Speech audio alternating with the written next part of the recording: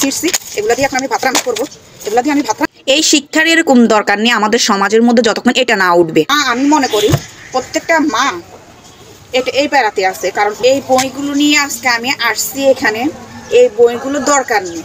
যখন আমাদের সমাজের মধ্যে পেপার খেলাটা থাকবে তখন এই বইগুলো দরকার নেই। তো আমি কেন এই বইগুলো নিয়ে আসছি, পেপারের জন্য মানে কি বলবো, একবার শরীফ থেকে শরীফা হয়েছে, বই পাল্টানো লাগছে, মাঝখান দিয়ে আবার পরীক্ষা দেওয়ার সময় বইগুলো চেঞ্জ করে তারপরে পরীক্ষা দেওয়া লাগছে। এখন আবার বইগুলো যখন নতুন করে ভর্তি করানোর পরে আবারও এখন কি করতেছে, মানে এই পেপার খেলার জন্য পড়ালেখা হইতেছে না। তাহলে যদি এভাবে চলতে থাকে, যতক্ষণ পেপার আমাদের সমাজ থেকে পেপারের গেমটা না উঠে যাবে ততক্ষণ পর্যন্ত এই পড়ালেখার দরকার নেই।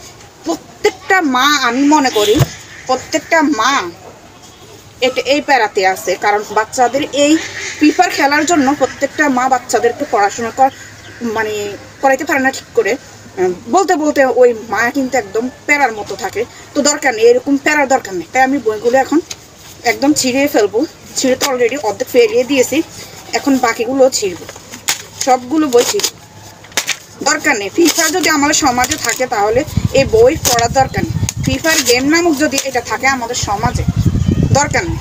আমি বইগুলো একবার ঘরের মধ্যে ছিঁড়ছি, এখন আবার বাইরে খোলা আকাশের নিচে ছিঁড়তেছি। মানে প্রত্যেকটা গার্জিয়ান, প্রত্যেকটা মা এই খেলার মধ্যে থাকে। যদি সমাজের মধ্যে আমাদের ফিফার খেলাটাই থাকে, এই বই পড়ার দরকার নেই, এই বই দরকার নেই, স্কুলের দরকার নেই।